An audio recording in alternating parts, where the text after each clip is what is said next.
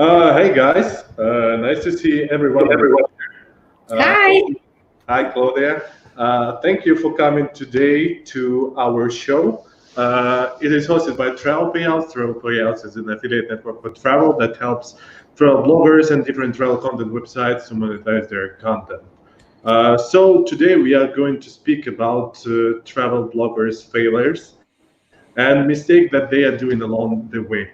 So in general, the times are not very easy today. Many of us are facing global conversions, drop in traffic, and by sharing the stories of travel bloggers who are successful now, we want to show that even after mistakes, the success is possible, and actually the mistakes warrant the success. So that's basically the agenda of the show. And let me tell a little bit about the rules of this webinar/show. So what we are going to do today is everyone in the chat on YouTube is muted, obviously, but you can ask your question in YouTube chat, and we will answer every question of yours in a timely manner. Yeah, I guess it's time to get started. So we don't have any preference from our guest who is going to start first. Oh, by the way, I forgot to introduce our speakers. So you can see on the screen Claudia Tivani from MyAdventuresAcrossTheWorld. Hi, Claudia, how are you? All right. How are you guys? We are doing well, and you guys let us know in the comment how you are doing. Hi, Jacob. This is Jacob Fu. He's co-founder of LocalAdventurer. He's from California. How are you, Jacob, today? Good. How's everyone? Yeah.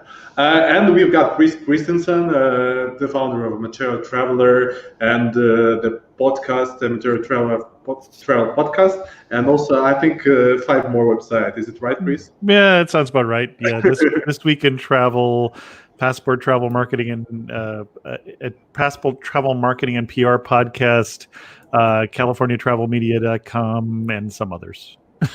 Yeah, so Chris is very. You have to admit you have a problem. That's the. Yeah, and by the way, Chris has a full-time job, so it's very interesting. Sure. Well, you got to do something to keep busy. Yeah, I want to say hello to the guys from the comments. It's Bibi, it's Viral, it's Rishita, it's Ilya, and Olivka Viral again.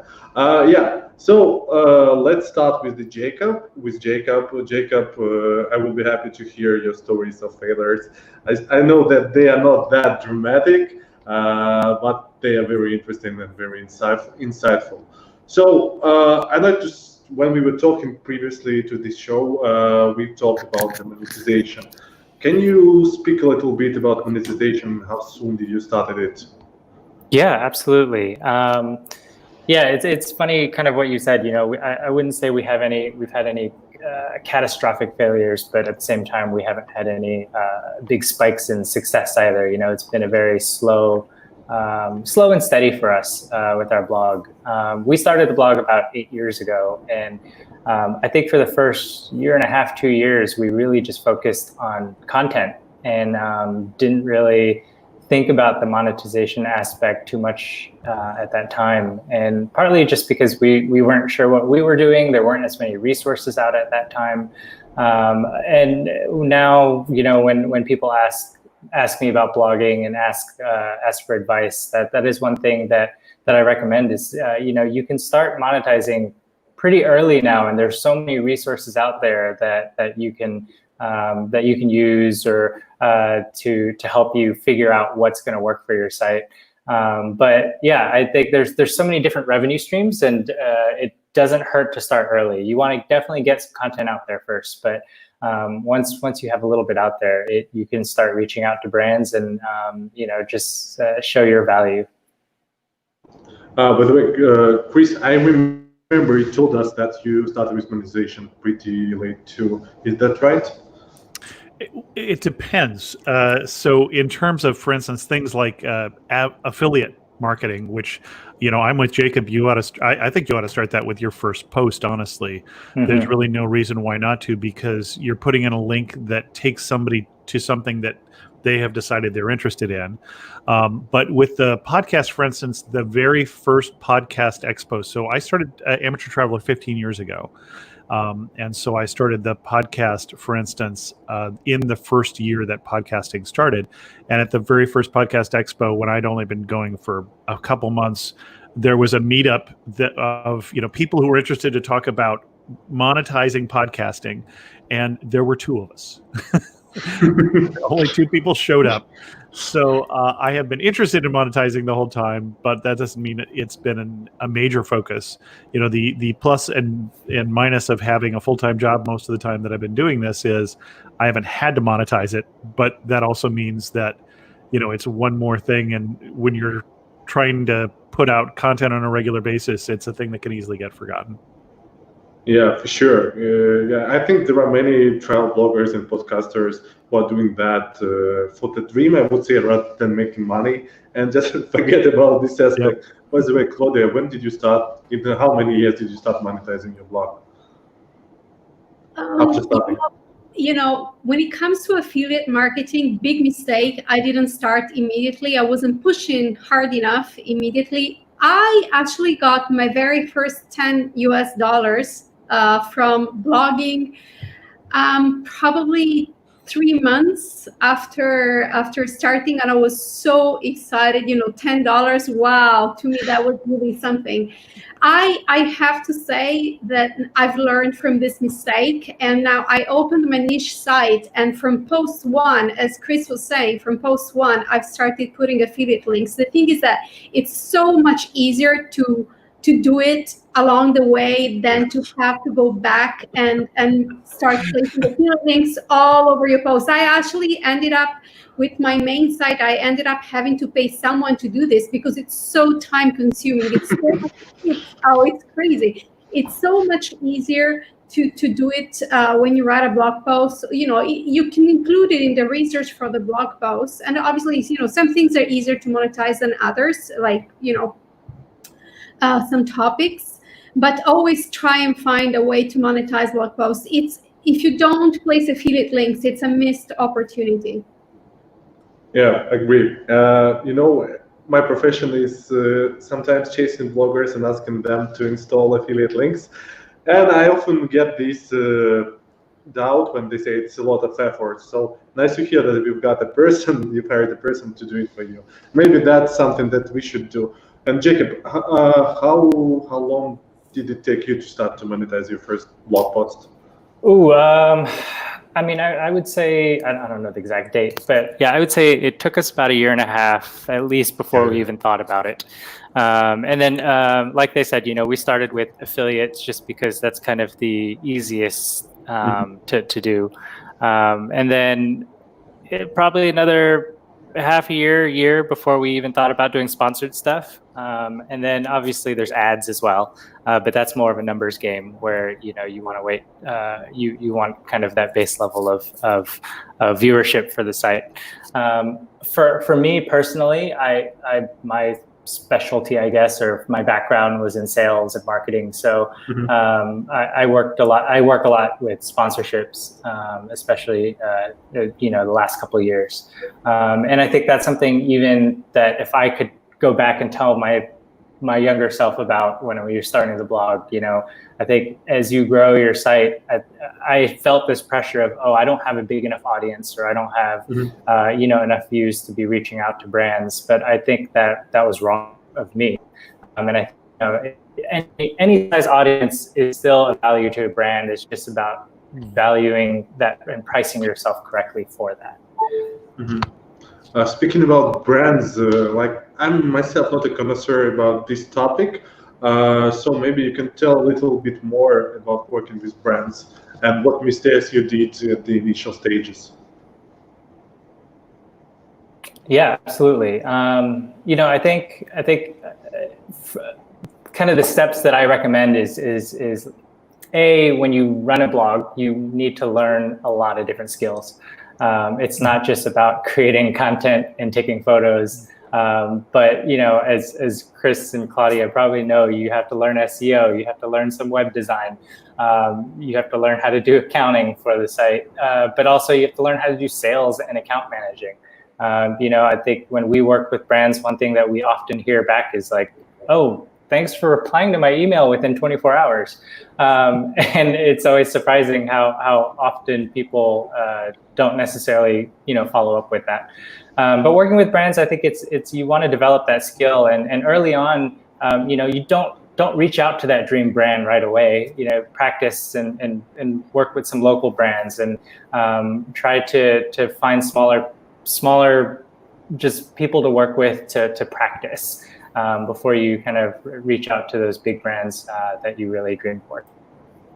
By the way, was there a situation when your negotiation with brands went really bad? Ooh. If you guys have a good story, feel free to jump in while I think about it. I don't think I have any bad stories that I can think of in terms of working with brands. Well, actually, the one I can think of in terms of, you mentioned sponsorships. So I used to sell links on my site, and then I got that letter from Google that you never want to get, right? That says we're going to cut off all traffic. And it does violate Google's terms of service to sell do follow links on your website, and occasionally people lose all traffic.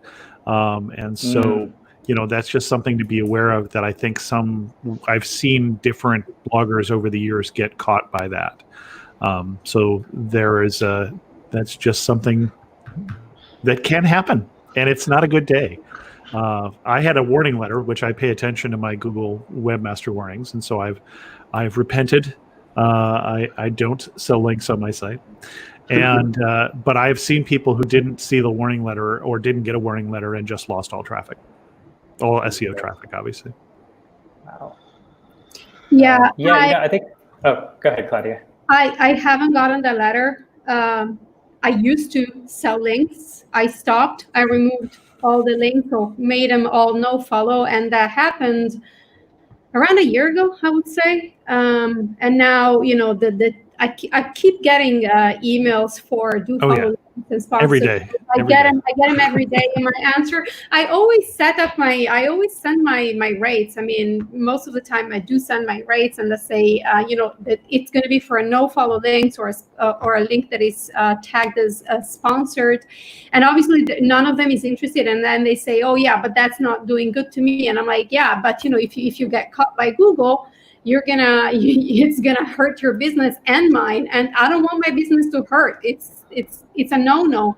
So another point I wanted to make, following up on what Jacob said, the one big skill you need to learn from day one is to treat your blog as a business. If they come to you suggesting things such as, link exchange, which is or exposure. Exposure doesn't pay your bills, guys. And people die of exposure. I know. If you take stuff in exchange for exposure, or just for a bargain, basically you're hurting the ones that are doing this professionally. Every time you reach out to a place and say, I give me a t-shirt and I write a blog post, that hurts me, because I want money. I want to pay my bills. I don't need a t-shirt. I can get a t-shirt. I want money to pay my bills. So please don't do that. Set your standards high. Money is a fair payment. Or every time brands reach out and tell you, yeah, we're gonna pay you in credits that you can spend on our site. I'm like, what? Why would I want to force to use your services if I need the money? This doesn't pay my bills. So be strict on this, be firm, and you're gonna grow soon enough, big enough for you to say no, and say no, because saying no is a skill and you need to use it. Well, and the bad news is that Claudia unfortunately has no control over what other people say. And there are people who are going to say yes. And some of them are saying yes for the right reasons, in the sense that they're evaluating, they're thinking of it as a business, and they're saying, well, the kind of exposure you're actually offering me is worth this effort. So for instance, it used to be that back when Yahoo Travel was a thing, that they would pay you $200 or they would feature you on the homepage.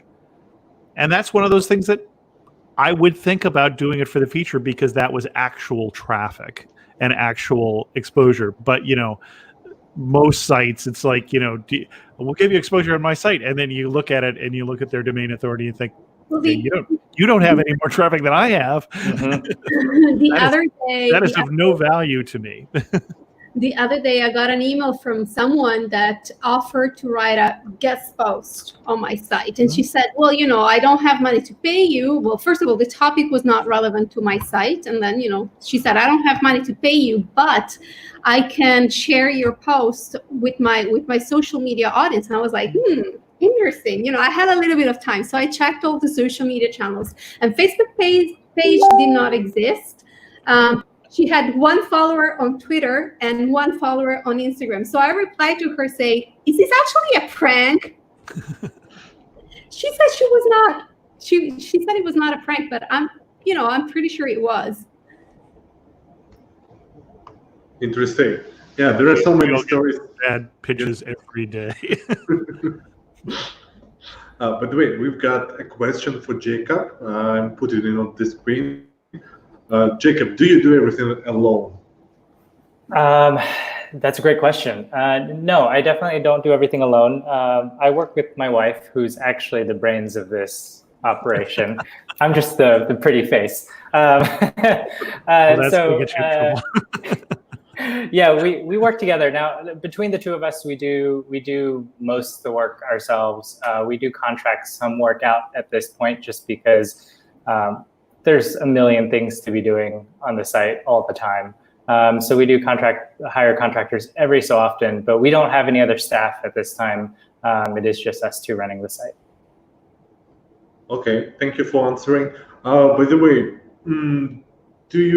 have you had any problems with working with contractors before? Yes and no. I think for us personally, there was a time where our goal was like, okay, let's build out an entire team. We want to build a bigger company out of what we're doing. But I think what we realized as we were doing that is that it brings different stress to your business. You have now other people relying on you, and really just more pressure, I guess, to bring in more income. So at a certain point, we had some actual part-time, full-time staff, and then we decided to roll back just because we didn't want that pressure. It wasn't, again, that's another skill to learn, managing people and managing time. And we didn't necessarily enjoy that. It brought a different level of stress for us. So we decided to go back, and we just kind of hire out contractors from time to time.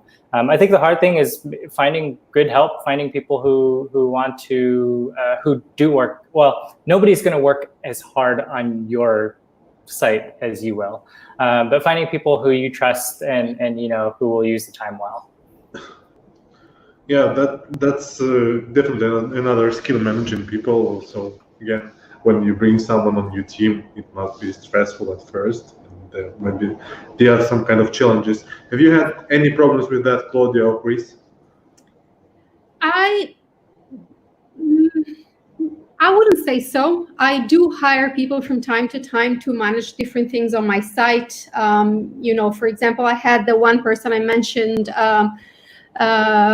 up until a year ago, placing affiliate links on older blog posts, and she did an excellent job. I was really happy with her. She was somebody I could completely trust. And obviously, in this case, word of mouth is the best way to find someone to work for you. I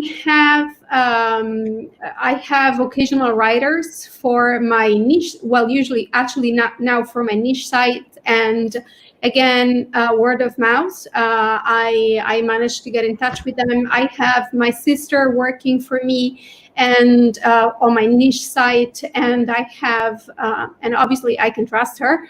I hope. And then I have another. If not, you know where she lives. Yes, yeah. I do. And then I have another friend who's a chef. He's taking care of the food section of my niche site. I do hire occasionally someone. Now I've hired someone to run my Pinterest for the next 3 months. And usually these are all people that I can trust. So I haven't had issues in this sense. Obviously, it takes a lot of trial and error to see who you want to work with. And it's Jacob was quite spot on this. Even having to manage people, it is quite a bit of a task and of a skill, because for every little one thing that I need to ask to the guys that are working with me and for me, I have to write emails, I have to do the research, I have to send a detailed email saying, this is what I need, and in a way that makes sense not just to me but also to them. So, but it's also very necessary if you want to grow your business. It's something very, very necessary. You cannot do everything yourself. For example, I am completely incapable of managing the tech parts of my site. I can only do very basic things. So when it comes to web design, I need to have someone do this for me.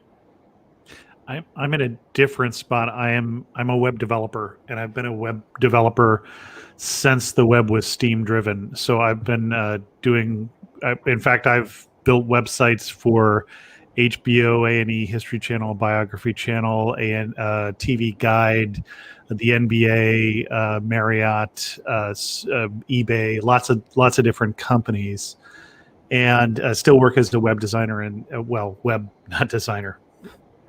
developer. So so I do all the tech stuff. The only thing that I outsource right now is the editing of some of the podcasts, because that's just very time consuming, and other people can do it almost as well as I do. And it can get me further down the road, and that buys me 5 hours a week, something like that. So it's worth paying to do that. I have a couple editors. I've occasionally had editors who have flaked on me. I find that if I work further out, so that I'm not depending on them to deliver this week, but the show that they have is now for a month out, then I have taken a lot of the stress out from them and from me.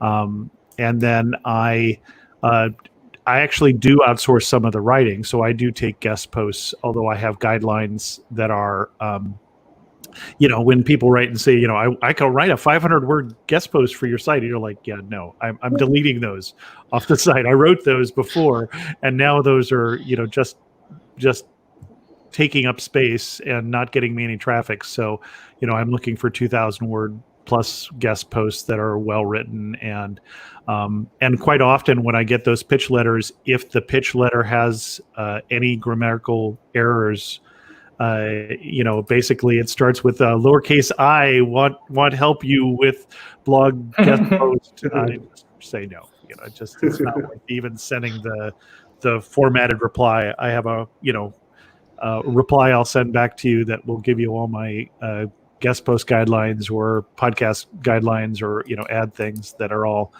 pre-formatted, so that I don't spend a lot of time doing that. Interesting.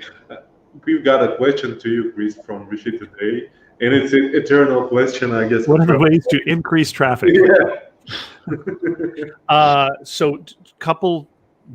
Gosh, that's a whole separate discussion. But let's talk about them. So I'm going to break it down, because I'm a blogger and a podcaster, because they're slightly different answers to that. So let's start with the blog, because I think most people are bloggers.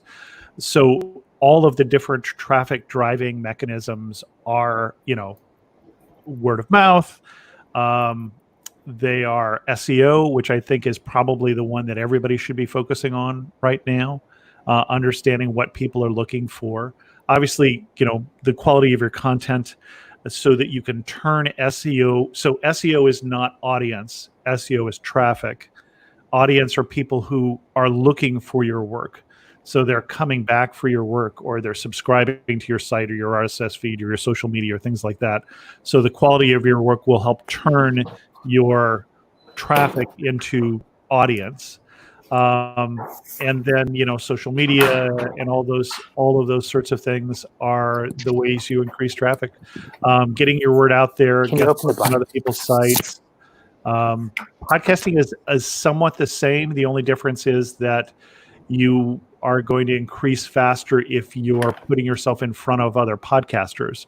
And so if you're being on somebody else's, like, on here, for instance, you want to be exposed to the audience that you want. PR is the other way that you increase traffic. Different bloggers or podcasters or videographers have done it different ways. Some got really good at PR. Some got really good at SEO. Some got really good at social media or had early movers advantage. All those things help. And the answer is almost everything, but you have to focus. You have to pick some. You can't do everything. Yeah, that's a great reply. Considering the nature of the question, you can talk about it, I guess, for hours. Yeah. Jacob, one last thing that I would like to ask you about. You mentioned something about joining travel bloggers community earlier. Can you expand on that? Yeah. I think a great resource for anyone starting out is connecting with other travel bloggers, especially around your size.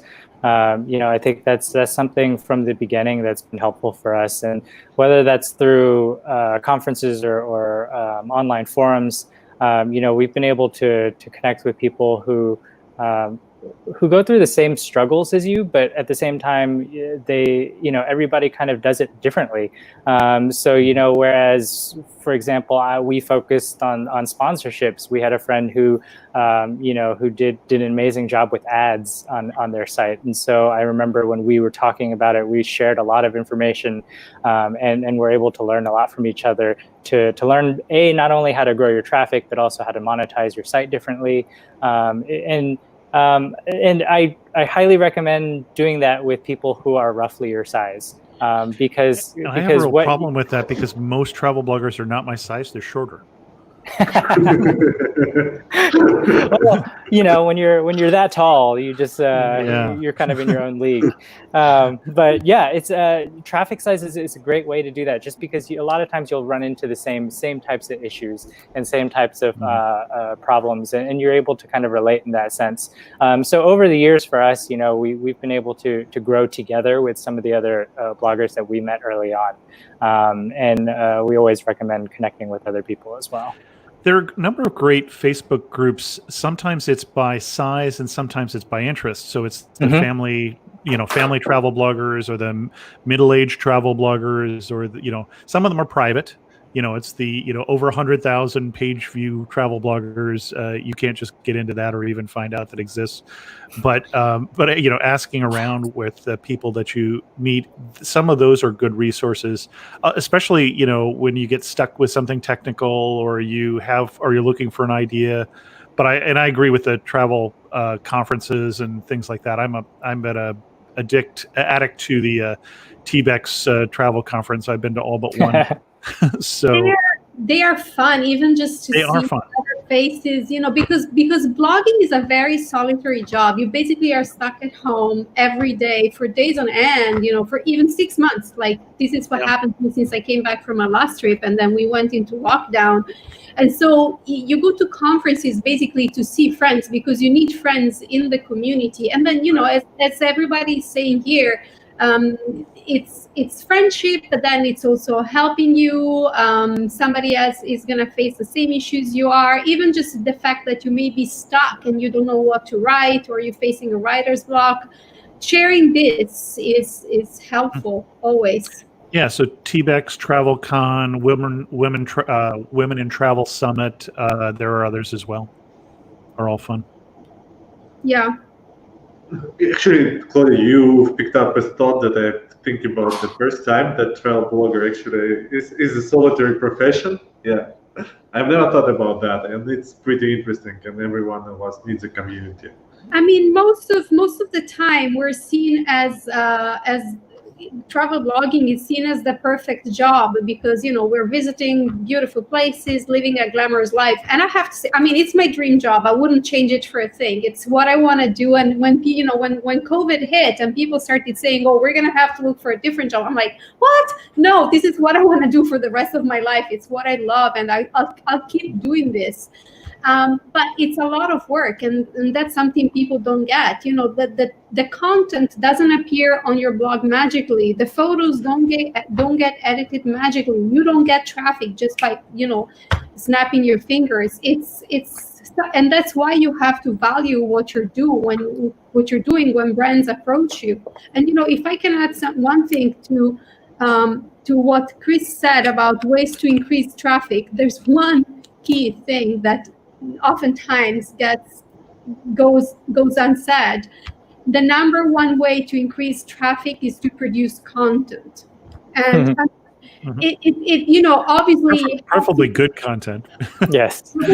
Useful, helpful. That is SEO optimized, that answers the questions that readers have, but you have to get it out there. So that was my biggest mistake when I started blogging. I wasn't writing enough. I was pushing one post out maybe per month, when on a good month it would be 2, because it would take me forever to write a 10,000 words blog post. And now it's like, what? I go on a trip and I write 20, 30 posts out of each trip I take, just because every single item on the trip becomes an interesting topic for a blog post. So write as much as possible. Well, I would caveat, I agree, but I would caveat that a little bit, because so I've been blogging for 16 years, and we used to do it differently. Travel for 15, but blog, my oldest blog is over the 16 years old, and we used to write 300-word posts. And it's changed. It's changed a lot. You don't, that's a waste of time now. Yeah. That's the introduction. One good post a week beats, I used to do 3 a day. Wow. But those, you can't find those on my site now. They've either been joined or deleted or something else. I used to write a daily photo. Here's the photo of the day sort of thing. It was a lot of effort, and it was no results, no return on investment. I've seen lots of those. Okay, just for a second, sorry to interrupt you. I think it's time to move to Claudia. Jacob, thank you for your wonderful stories. It's been really interesting. I know Chris and Claudia appreciate them, as well as our audience. Let's move to Claudia. Claudia, thank you for coming. Let's start with a question from our audience. How many posts would you recommend to be posted in a week? Oh, good question. Well, first of all, my biggest recommendation is consistency. So decide on a number and post a regular number of blog posts each week. I went from posting randomly whenever I had time or I could remember, to posting once a week, to posting twice a week, and now I do it 3 times a week. It's a lot of work, it's a lot of effort. The more you write, the easier it becomes to write. It also depends on the niche. You will find that some niche are harder than others to produce content, but it's not so much about how many you push out every week. It's sticking to that schedule. Hope Rishita, appreciate your reply. Thank you for that. And you already touched upon the topic of idealistic image of travel blogger. That's a great topic to discuss. So to discourage our audience, let us know how many hours a day do you work? I would say on a good day it's 8, and that's when I have it easy. But during the hardest days of coronavirus, when I was stuck at home and I couldn't even go out, 12 hours a day was the average. Sometimes it can be more. So factoring around, I would say, an average of 8 hours per day, virtually every day. It's a full-time job. You have to treat it as such. Yeah, so guys, good traffic, good volumes of traffic comes with the hard work. Only there are no shortcuts. Maybe Chris or Jacob know that, Claudia already, but they're not going to share now. For me, it's a part-time job. I have a full-time job. But I put in, I would be hesitant for 16 hours a week would be my guess, somewhere in that range. Yeah, but Nice. Chris, you're exceptional in this field. I guess 6 websites and podcasts. And well, so not all the websites, 2 active blogs, 2 weekly podcasts, 1 podcast on hiatus because just when I went back to work full time, something I had to give, and then This Week in Travel we put out once a month now, probably. And in towards Claudia's thing about consistency, that show when it comes out will get 5,000 people download any episode, but then during the course of the month we'll only get 11,000 downloads. I mean, we haven't been able to grow the audience because it comes out on an irregular basis once a month. So that's very different than that's my third most popular podcast because it didn't build up an audience. It didn't grow past that point. Interesting. We will come back to podcasts a little bit later, but now come back to Claudia and idealistic image of travel blogger. I know that when you're traveling, you are actually facing many scams. Can you again discourage our audience a little bit about the profession of travel blogger? Well, I mean, the scams I face as a travel blogger are the same scams that any tourist would face. The main difference perhaps is that because I travel all the time, I can spot scams, from a distance. But scams is pretty much what made me decide to start my blog. I was so sick and tired of after a trip that I took. I was so sick and tired of reading, sugar-coated posts about this place, and I was thinking, what happened?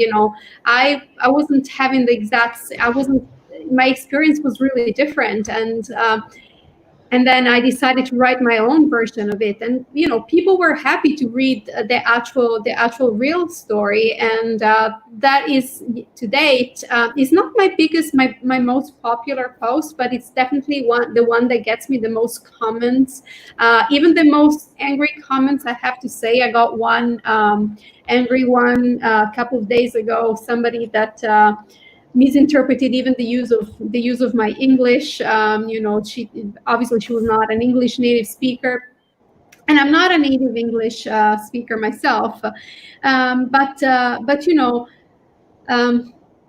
as a traveler, you do face many scams, and you have to watch out. And it's okay to mention them on your blog posts. It's okay to portray travel for what it is, and it can be amazing most of the time, but there are times when it's simply tiring, and you will find that sometimes you want to let it out. I remember one of the funniest posts I've ever read was the story. I won't mention the person, but he wrote of the one time he must have gotten food poisoning when he was crossing the border between Costa Rica and Nicaragua, or Nicaragua and Costa Rica, and you just can't imagine the story. And it was a story of toilets and stuff, and it's hilarious. I mean, you need to have these things on your. You need to make sure that people see you as a human being, because people can relate to you when you appear as a human being, because it's okay, and because it's beautiful. The reality, I love reality. If you love, it's one thing you have to stick to. Yeah, the truth is something that we need today, I guess, every one of us, but also a little bit of encouragement. You also touched upon an interesting topic. So do you have this situation often when somebody from your audience criticizes you? Oh my God. I love it when they do, because it means that I touched a nerve. It's I have this expression in Italian in my mind that I cannot quite translate it into English, but whenever they attack me and they criticize me, it means that they've actually read the blog post. So I don't mind. I mean, I can easily take it. You don't get angry at all. Well, at first I'm thinking, oh, bugger. why doesn't this person agree with me? And then secondly, I think we're all entitled to our opinion. So it's okay. But the more I have this one blog post on why I wouldn't hike alone. And obviously I get messages all the time about people who hike alone, and they tell me, oh, you're wrong. Your opinions are bad. You're just not encouraging people to hike alone. And just because you cannot do it, it doesn't mean that other people cannot do it. And I see this on my blog posts. What's wrong? I'm entitled to have my own opinion. It's fine. I just usually the first thing that I would want to do is hit the delete and forget about the comment. But then my usual answer would be, oh, thank you for commenting on my blog post. It's happy to see that. I'm glad to see that that you have strong opinions about the subject, and I'll take into consideration what you're saying, and blah blah blah. So I always try and remain polite. I think it's interesting. Sure. Chris, Jacob, do you have critics from your audience, and how do you deal with it? Not that often, but sometimes. I loved the one of, so I get iTunes reviews, which, aren't just a comment on my site, but out there on this place where people are discovering podcasts that say, this is the greatest thing, or this is, and one of the ones I loved is, I think it was a 1-star review. Maybe it was 2 stars out of 5, but bad review. And it was, I finally, after listening to this guy for 3 years, I finally am done with him. I just can't deal with it anymore. I'm thinking for 3 years. Yeah, it's like 3 years. I'm only going to give him 1 more year. Yeah. It's like, how sad is your life who you've been listening to a 2-star podcast for 3 years? Clearly you're not getting any value from it at all. It's like, wow, that sucks to be you.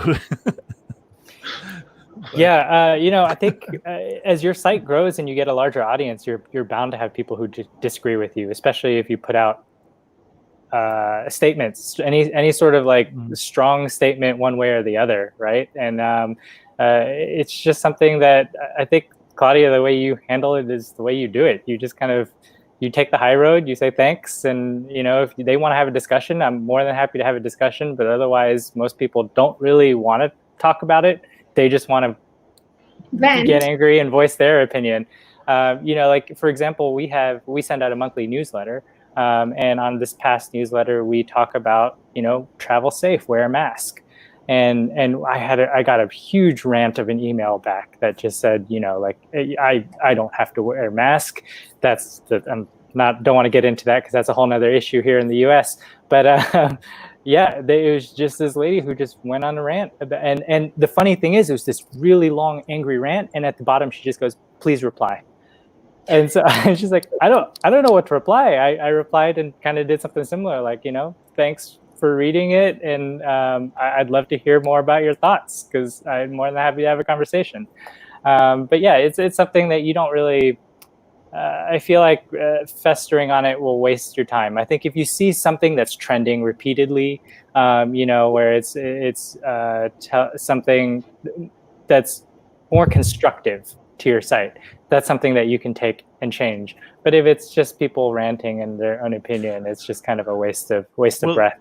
The other thing, too, is realizing that it is not advantageous to think that your audience is everybody. Yes.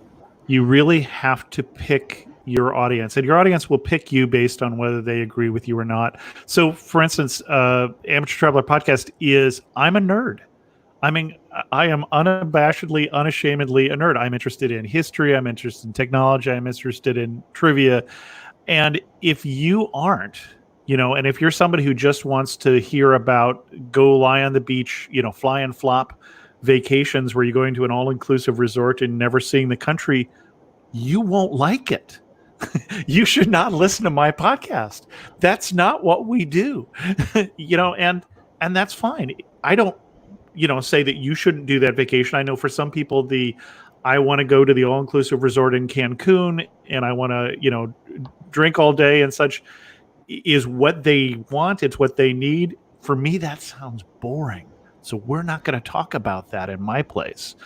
and you choose your audience. And I think it's better if you choose it more specifically these days. If you say we're all about, this particular age group, this particular ambition. We want to talk to people who want to be nomads, or we want to talk to people who want to travel with kids or whatever. There's some advantages of choosing a smaller audience that's more rabid about what you have to say. Yeah, that's a great topic. Again, we've come back to choosing the niche. We got a question from the audience before about niche. Yeah, and maybe So, Chris, you started 16 years ago. There were many niches available, but right now, the niche was travel podcast. There were 3 of us at that time, so I can absolutely understand why it can seem like there's no space left. But for instance, Claudia, who is the very hardworking, she's writing 3 posts a week, right? And that is killing her, right? A bit. People can read more than 3 posts a week, right? Mm-hmm. They can read Claudia and still have plenty of time to do something else. So it isn't, and that's one of the reasons why we work with other bloggers. It's not like one blogger is going to chew up all of the space and they won't have time for anybody else. So the other thing is, can you do it better than some of the people who are out there? So there's it's going to be hard to find a unique niche, and some of the unique niches I've seen over the time aren't always that successful. I had a friend who had a podcast back when podcasting was, the 3 of us who listened to podcasts, that was Gamer Traveler. It was people who play war games and travel, and half the show was about the destination and half was how you would use it in your D&D campaign. That is very niche. Yeah. You don't necessarily have to be that. You don't have to be unique. And the fact that, for instance, someone can be a nomad podcast or a nomad blogger or a family travel blogger and such is a niche. It is by no means unique, but that demonstrates that there is interest in it. Yeah. Can I add to this niche topic? The one way to pick a niche is to write about something that you're passionate about.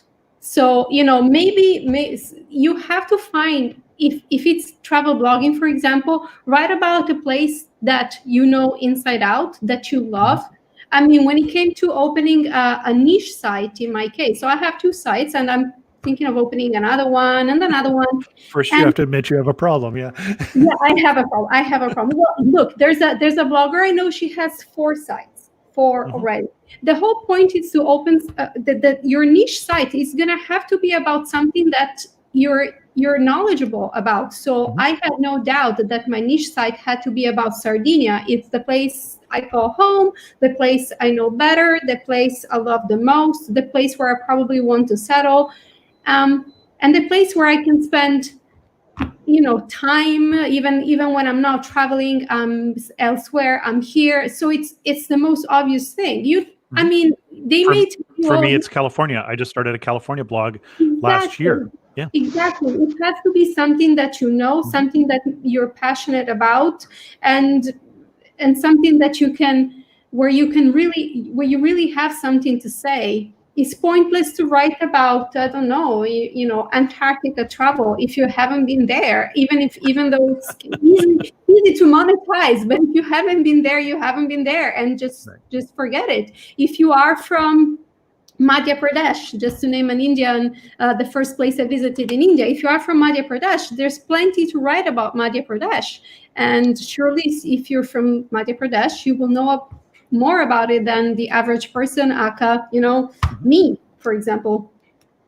Well, and the thing that I would add to that is that, not only do you know it better, but right now, specifically, local travel is coming back faster.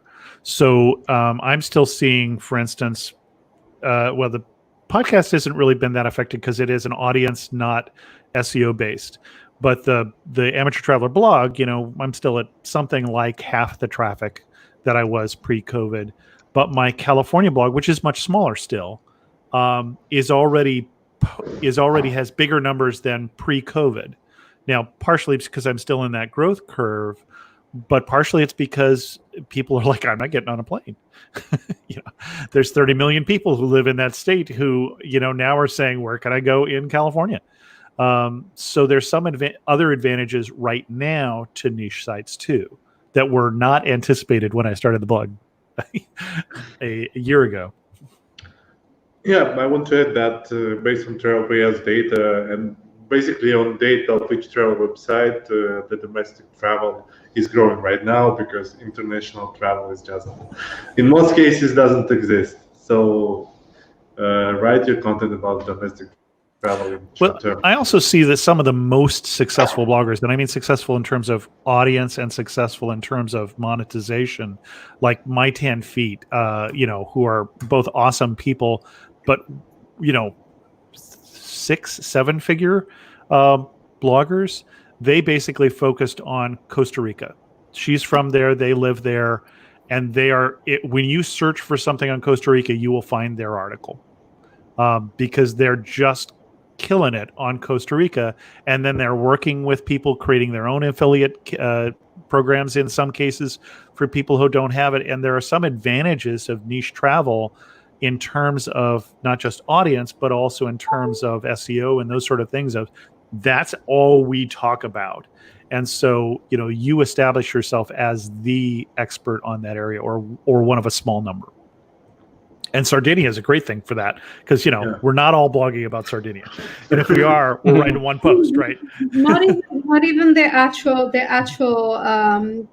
tourism board of Sardinia is blogging about Sardinia. I'm not kidding. So the right competitors. I'm not kidding. I'm wondering if maybe they should. Or maybe not. But I mean, they do have a site, but it's not user friendly. It's kind of hard to read. Some pages are only in Italian, not in English or in other languages. So I'm trying to fill in a gap.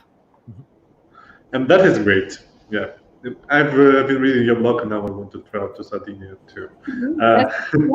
Claudia, please tell our audience, because I think it's a no-brainer for everyone who's been years in blogging, or at least 1 year. But for newbies, it's very valuable. Can you please tell me what's the main difference in writing the blog post in the beginning of your career and right now? Sorry, am I understanding you correctly? Are you asking me what's the difference in writing blog posts at the beginning of my writing career and now? Yeah, how did you write the post before and how do you write them now? Well, now it's much faster. Yeah, I'm speaking mainly about SEO. So yeah, I mean, you kind of the main difference is that you find a structure that more or less works, and you tend to stick by it.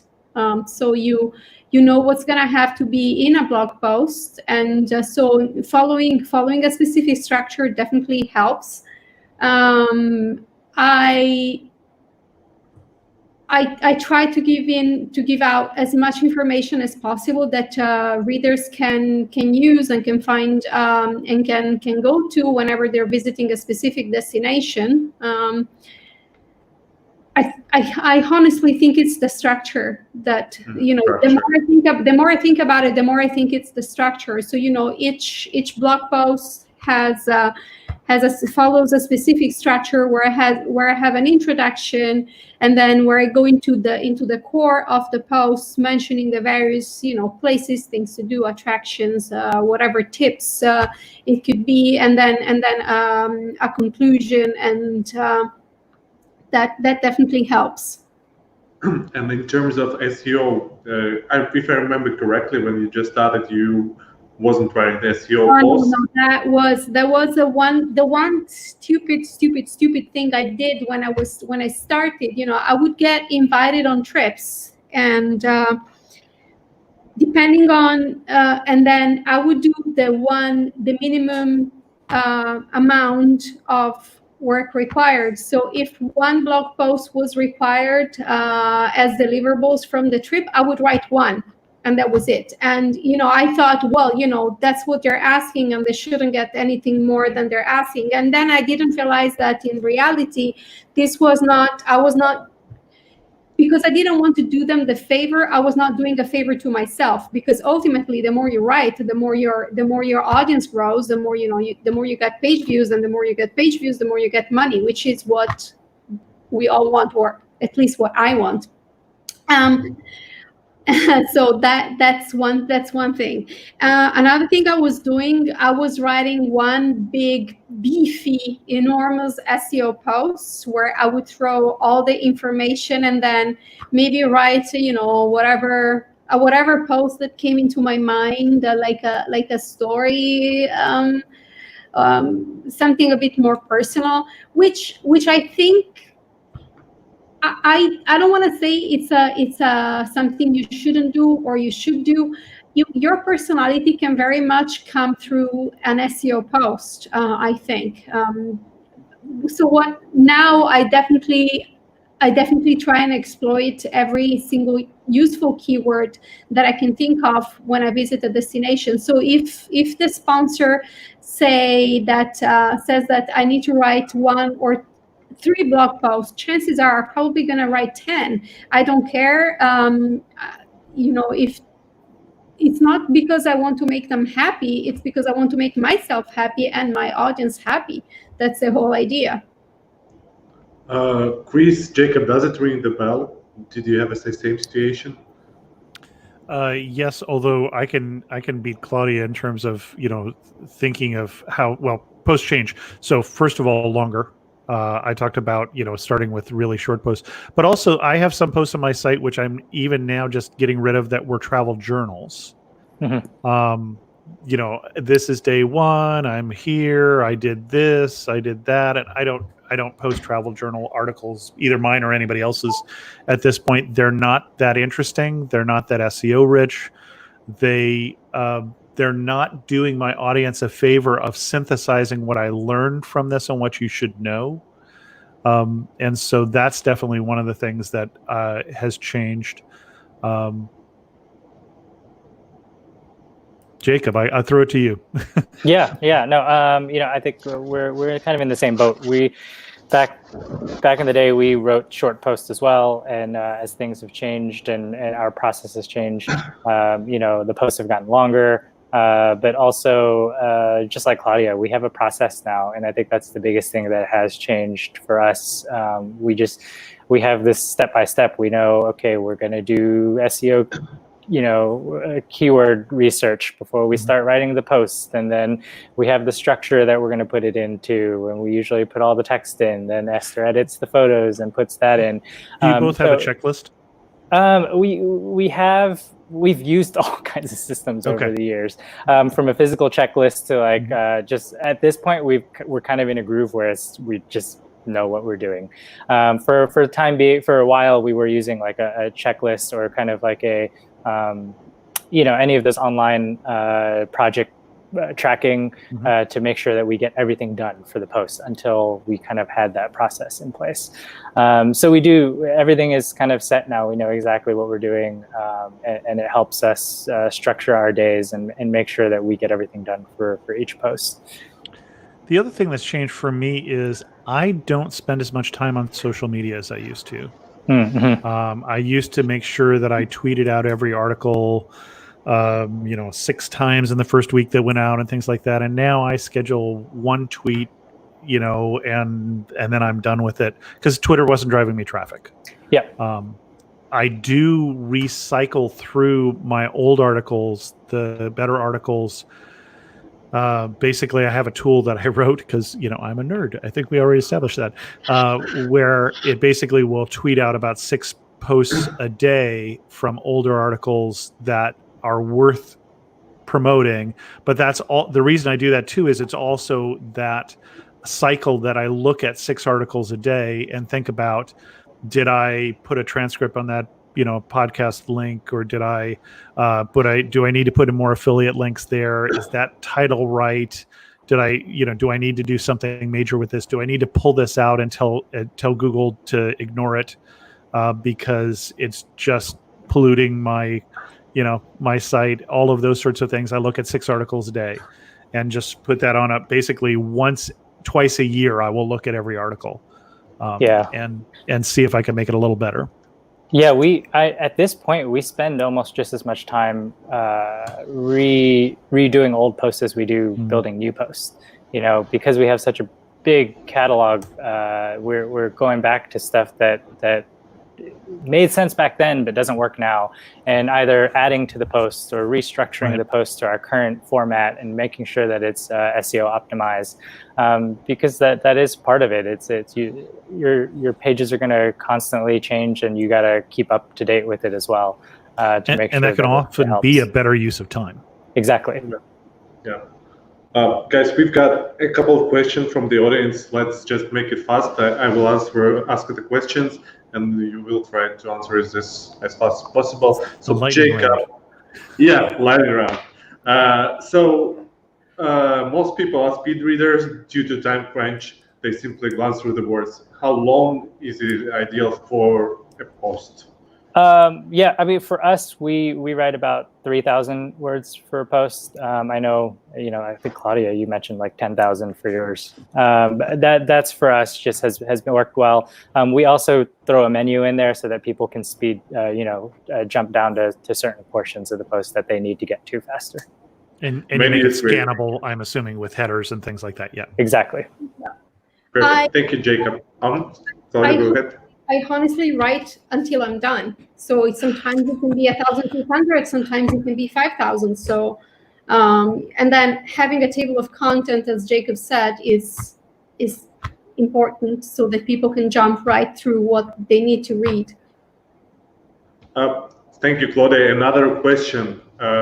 So should you blog about famous place or the place that's unique and you like it? What's your point of view? For example, Greece. So, yes. So there are advantages. I'm going to focus on the podcast rather than the blog because that's still my cornerstone content. We do things on every place because we are anti-niche in that fashion. And so we'll do a show on Paris, and it will be one of our more successful shows because more people are looking for content on that destination. But on the other hand, I've had people say, I discovered you because I was looking for something on Azerbaijan and no one was talking about Azerbaijan. So there is advantages to both. If you have something to say, I can go back to Claudia, if you have something to say about the destination, you should write about it. If you don't, if you haven't been to Antarctica, I'm with her that don't be writing about that. Yeah, I don't want to sound harsh here, but this really is a non-issue. If you've been there and you liked it, write about it. It could be Rome or it could be a random teeny tiny village in Sri Lanka. If you liked it, write about it. Somebody's going to read it eventually. I would say I would expand that too. If you have something useful to say about it, it could be that you didn't like it.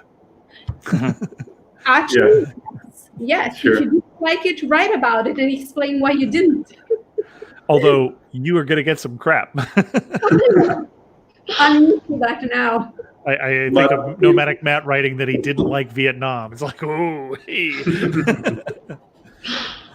The question that I think we've answered, what's the better, global travel website or different countries? I think the answers here is you have something to say it. Does it right?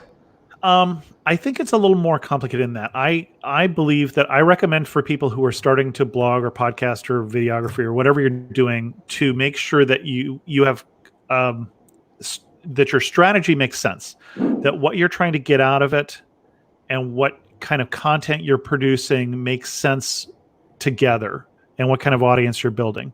So for instance, if one of your goals is you'd like to do more global travel and you want to pitch to just different global destinations why they should help you go there, then you've got to be writing about global travel, right? There's got to be a place that you can put that content.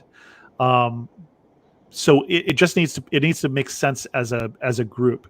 And so sometimes you can have multiple sites to make that makes sense.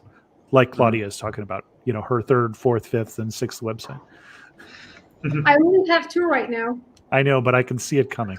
Everyone knows that. Damn. I have to stop myself because honestly, it's a lot of work. Having the second website, it's a lot of work, and it's actually quite a bit of an investment as well. But the third one is going to come. I'm positive. Not sure if it's going to come in 2020, but it will come eventually. Thank you, Chris and Claudia. Another question should be for you, Jacob. Which one of your posts has got the most engagement from people, and why? Honestly, I don't know off the top of my head for lifetime. I think right now I know, and a lot of it is our day trip, road trip guides. Just because, like Chris said earlier, travel looks very different right now, and people are looking for local guides and where to go. So it's a lot of our bucket list and a local bucket list of like what to do in my city or my state. That is going to be doing the best. Okay, thank you, Jacob. Thank you, Claudia, for your stories. I think we are running a little bit out of time. I would like to move to Chris. Thank you, Claudia, for your insights. You're welcome to add. If you have something to say, please say it.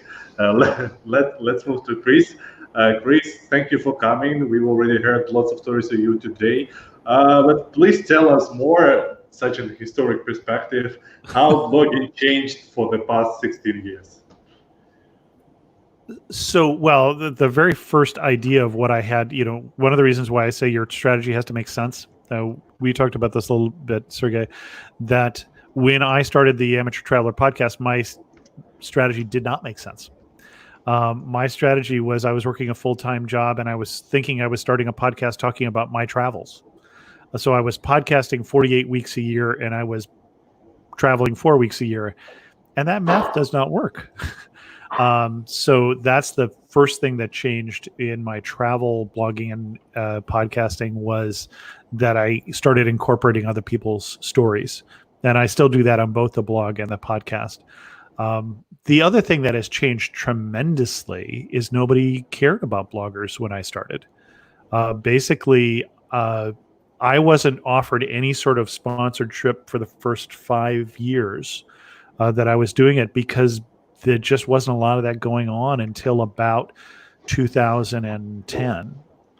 And one of the reasons for that was that if you look at travel magazines, they're half the size that they were 15 years ago.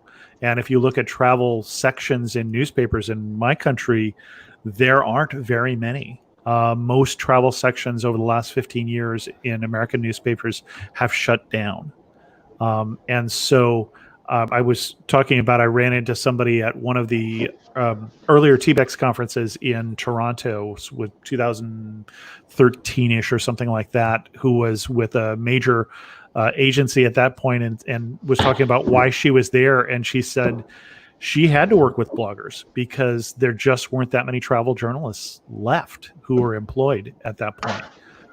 And so these days, it's quite often that there are opportunities that are out there that just weren't around when I started. I started podcasting before the iPhone. I started, Twitter wasn't anything yet when I started. We had affiliate networks, but they weren't as good as they are now. There weren't, the kind of ad networks we have access to now. There was AdSense. So there's a lot of advantages now if for those who are starting now. One, the rules all changed since 15 years ago anyway, so some of the first mover advantages, also a disadvantage and sometimes. But yeah, lots of things have changed and continue to change, like this year. Oh, for sure. By the way, Jacob has to leave us because he's got a meeting and Claudia is leaving us soon. Chris, can you speak to me alone, please? I can speak to you alone or in a group. And our audience. Yeah. I'm a podcaster. I can speak. Forever. Okay. And by the way, you mentioned during our talk that you've got lots of 300 words posts, and that you're deleting them right now. Yeah, I don't anymore. But I used to have over 1,000 probably. Yeah, I've killed more than 1,000 posts on my website easily. And I know a lot of other bloggers who started, not quite as long ago as me, not when Herodotus was writing about travel, but a little after that, who have done similar things, who are continuing to refine posts on their site that they wrote a long time ago. And that is interesting. It really gives you a perspective of how much things have changed. And I guess it's very interesting to stand at the beginning of the whole industry, may I call travel blogging industry. Well, and obviously we didn't worry about mobile at all because there wasn't any. People weren't really, really in any serious way looking at websites on their mobile phone before the iPhone. For sure. And now I think most bloggers will find that's more than half their traffic. Oh yeah, that's true. I've just was seeing the Google Analytics screenshot of one of our bloggers that we're negotiating right now, and there was like 52% of mobile traffic, and that's a common situation today. People are consuming their content from the mobile. If you don't know what your website looks like on an iPhone or an Android phone, you're doing it wrong. For sure, and I guess people listen to podcasts on mobile too. Oh my, yes, that was the biggest thing that threw gas on podcasting was the iPhone. It made it much easier. Yeah, that's interesting. By the way, you mentioned that the consumption of podcast content is different from consumption of travel blogs, obviously, and it has changed during the pandemic.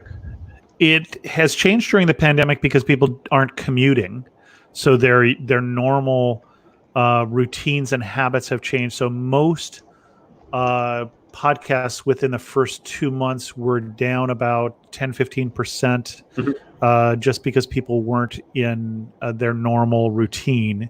They had kids at home now that they didn't have before. They didn't have time in the car or whatever. So travel probably got hit a little harder than that. If you were doing something about viruses, you probably got a good bump. Maybe comedy or something like that people felt they needed more.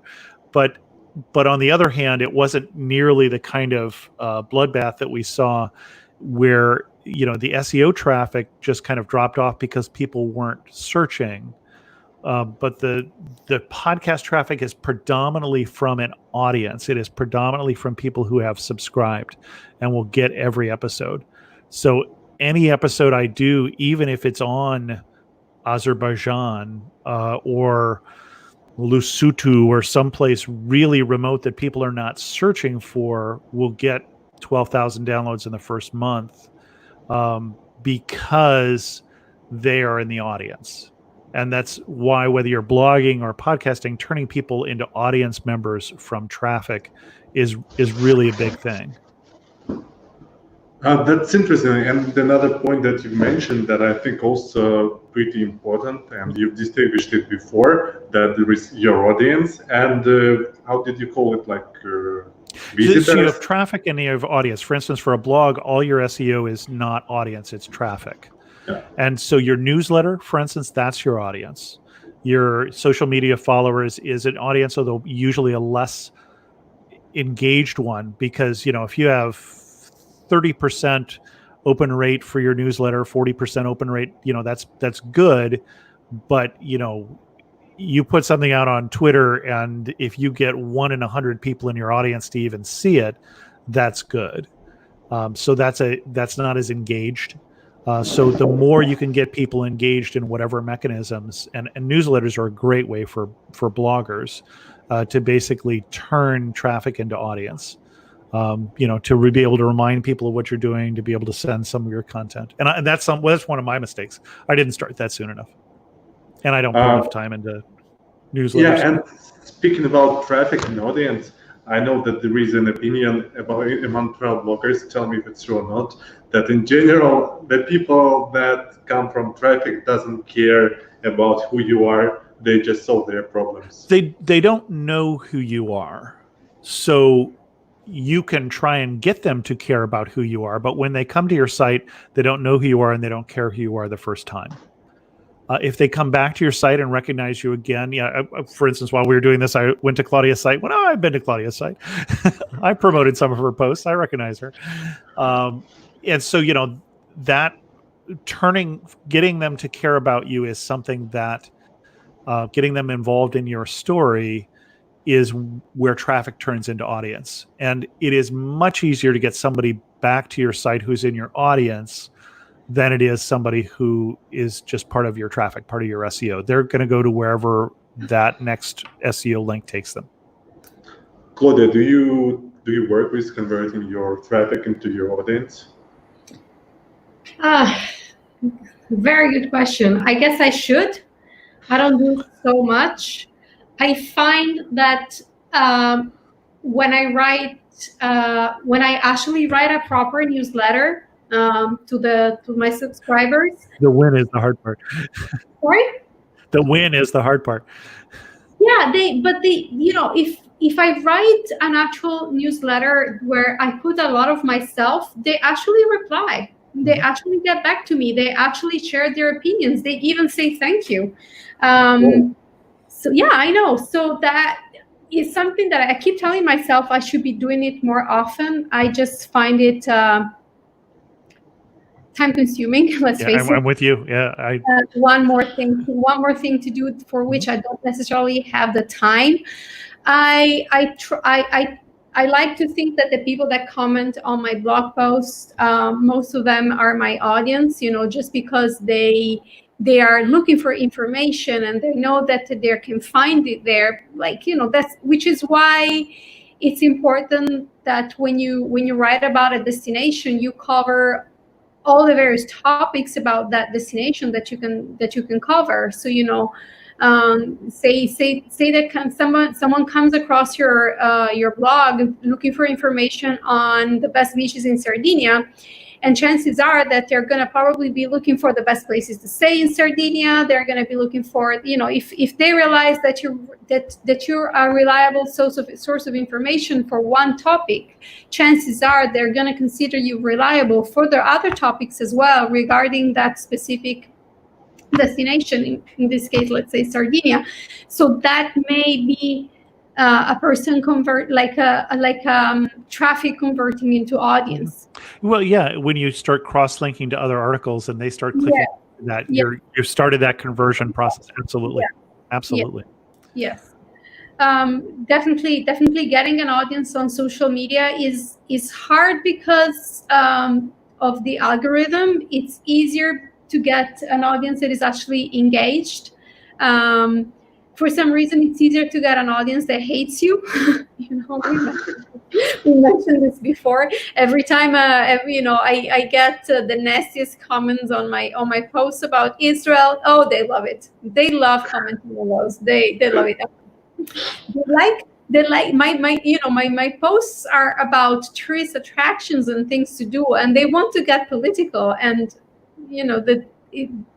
it's interesting because it's not my blog is not a political space. I like talking about politics. It's just not set up that way. But you're right. The algorithms do reward people who are controversial. I guess that's not me. I guess so.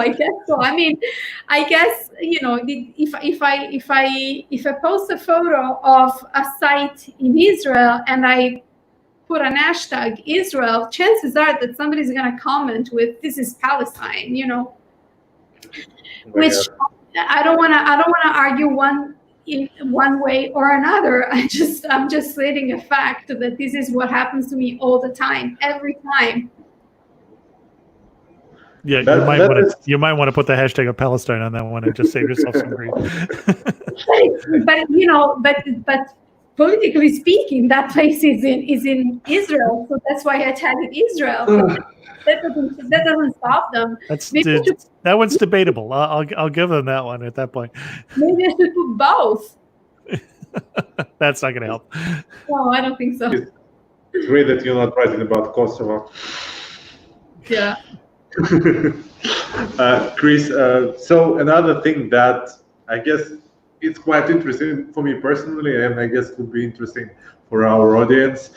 So you work full time, and you still have had to write about your travel, but you couldn't travel because you work full time. How did you solve this problem?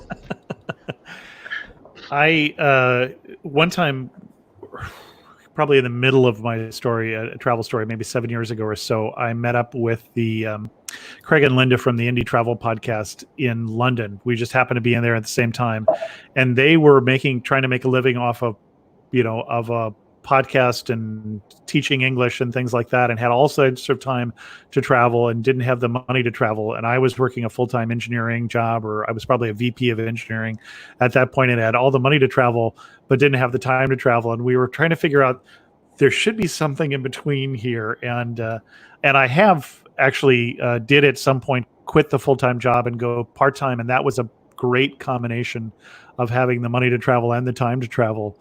And still not having to worry about supporting myself from blogging. But then I got lured back into a startup company because I'm a nerd, as I mentioned. So although it worked out really well this year to get stuck at home when home is where my job is. So so where did you get the content?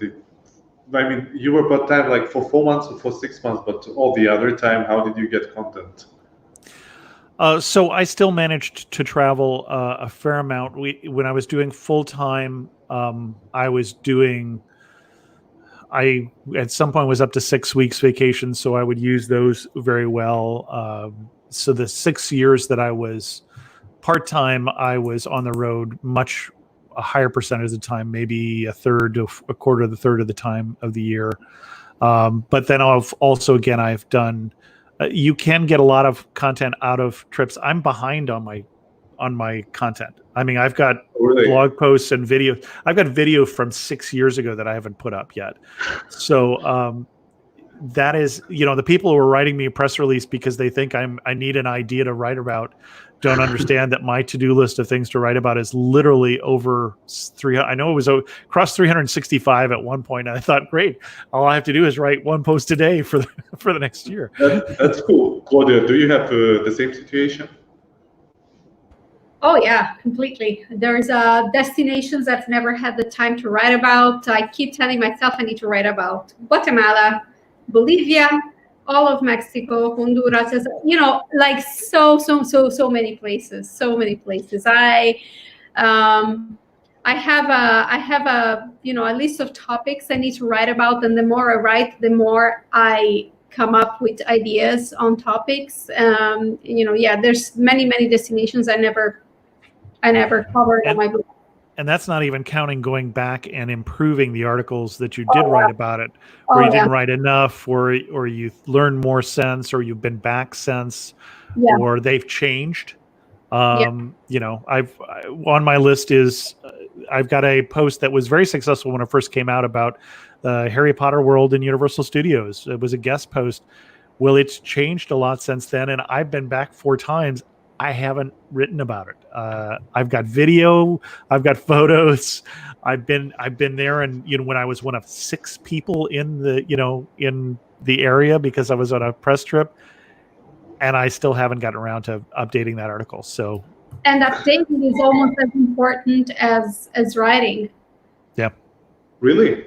Oh yeah. Oh, come on. Well, for one thing, if you have an article that is successful, or reasonably successful, or looks like it can be successful, then putting effort into that is easier to get it to be more successful or more profitable than when you write something else, because you don't know what posts are going to be the most successful. Mm-hmm. Your best posts are not necessarily the ones that everybody else likes. My favorite destinations are not necessarily the ones that people come to my site to read about or come to the podcast to listen about. That, and sometimes you just need to update technical information, like the price of tickets to get into an attraction, or the way to get into that place, services, a business that went out of a restaurant that went out of business. You want to write about it, you want to mention it, or you want to erase it, change it. Yeah, I just was updating a post on San Francisco, and that hotel is not that hotel anymore. Yeah. There is still a hotel at that, and I started to update it, and it's like, hell, it's not even the same brand. I don't know anything about it. That one just has to come down. By the way, in terms of time that you spend on writing and updating, what's the share of writing and what's the share of updating? It Probably really, 50-50 for me. It really depends. I have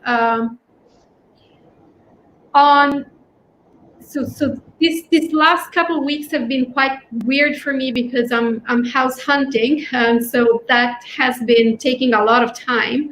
And I was like, why am I so slow with work lately? And that's why, because I spend hours house hunting. It's quite a job, but otherwise I would say maybe 70-30%. So 30% devoted to updating blog posts. I try and update 2 per week. And when I mean update, I almost mean rewriting, especially old blog posts, like the ones that I wrote when I got started. Probably when you have for podcasting, it's very different. Podcasting, I don't update. Yeah, sure. Probably, Claudia, when you have 6 blogs, you will have 50-50 too.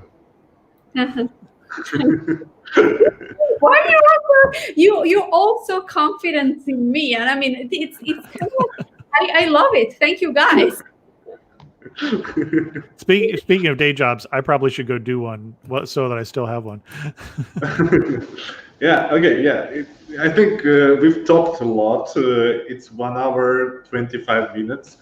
It's the time to end it, I guess, right? Maybe, Chris or Claudia, is there something else, one last thing that you want to share with our audience, if there is one? If there is no, it's okay. I think Claudia said something earlier. She said it was the best job. For me, I'm trying to work it in to be my retirement job. But it's a labor of love. I mean, I don't make as much money on what I do as I could, but I do it because I love it. I do, and I love the people actually in the community and the audience that I built. I go on trips with them once a year, except for this year. I was supposed to be in Turkey, in Istanbul, with the listeners of the show, and I enjoy that. They're awesome. So I'm finding that the reason why, even on top of a job, I work all weekend and work in the evenings so much of the time is that I still love travel. It's given me opportunities that I could never have dreamed of. And it's just awesome. But it's work. So if I can add to this, you have to love what you're doing. It's like with any other job, you're gonna be great at it if you enjoy it, if you actually enjoy it, and that's gonna come about. I mean, a lot of people nowadays email me and ask me how do you make money blogging, and that's one question I can never answer. First of all, because there's not one way of making money blogging. Secondly, because I don't give out blogging advice. There's other people doing that professionally and much better than I could possibly do. And thirdly, because I don't think that money is the only thing you should be considering when you want to open up a travel blog. A lot of people seem to get this idea that they can travel the world if they open a travel blog, and that it's actually the other way around. You travel the world and open a travel blog because you have something to say about the world. So, and that's the first thing. And then my biggest piece of advice is to be yourself.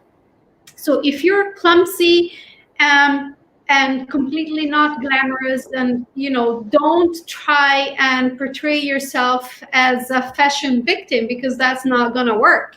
If you are a bucket list traveler that wants, I hate the word bucket list, by the way, but if you are this kind of person that wants to visit the world's most famous places, there's no point in going off the beaten path if you're not gonna enjoy it. Do what you like, because if you don't, but it depends on what your bucket list is. Your bucket list can include places that other people don't have on their list. For sure, that's for sure.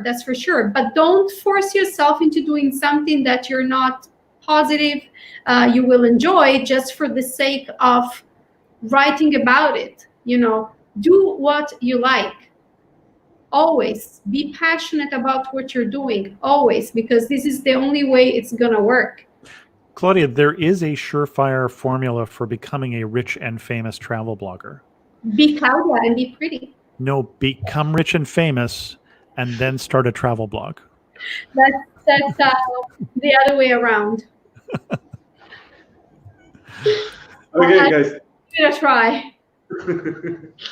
Thanks a lot for today's webinar show, whichever. Thank you, Chris, Claudia, for amazing stories, for insightful content. I'm sure our audience loved it, and me myself, I loved it a lot. There are so many insights that even I'm going to use in my work when working with travel bloggers, and telling the people, the newbies that I'm talking to, hey guys, watch this show on YouTube. There are many, many useful content. So yeah, we produce great content, and only with your help. So thank you for coming. Thanks our audience for coming. It's a pleasure that you've been here with us for 1 hour 30 minutes. That's much more than we planned, but if you're here, then it's been interesting.